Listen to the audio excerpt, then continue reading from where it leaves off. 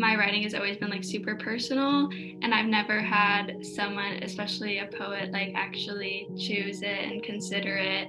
And yeah, it was just like super rewarding, and I'm so grateful that she chose it. The winners are Untitled by Virginia Morford.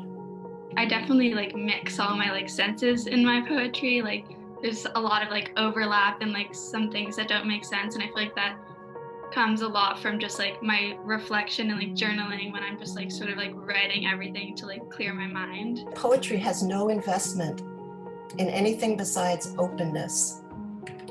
It's not arguing a point, it's creating an environment. So I also do like visual art, and I feel like my writing and my art like really go together. And I usually tend to like make my art around, like without even trying, it just happens to be around themes that are sort of about like childhood and nostalgia and like the everyday and routine. And like I sort of like try to create this like familiarity with like whoever's like reading it or looking at it. Each one of these poems is an environment, but all of them also use specific aspects of poetic craft to invite their readers in.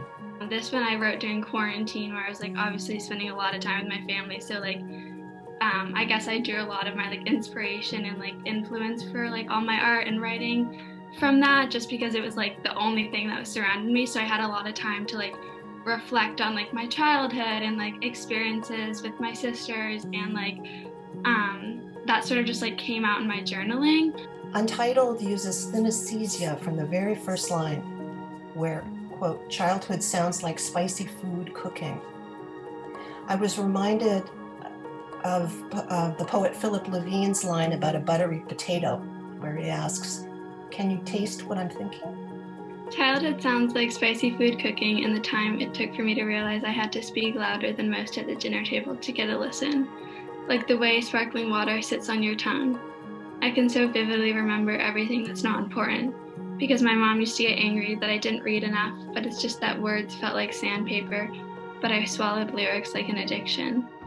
People always said that I look like my dad with the deep set eyes, and I guess that's why I get defensive and have a hard time of letting things go. He yelled over spilled milk and red wine, and work trips became routines, so conversations were regular as minutes. I had braces in high school, so I had to learn how to smile with my mouth closed.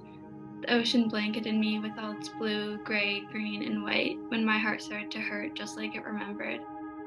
I cut my hair when I got bored and lost all attachment to what it felt like to stay the same. I always kick off the top sheet and sweet smells. My house reminds me of mornings and goes down as easy as 4 p.m.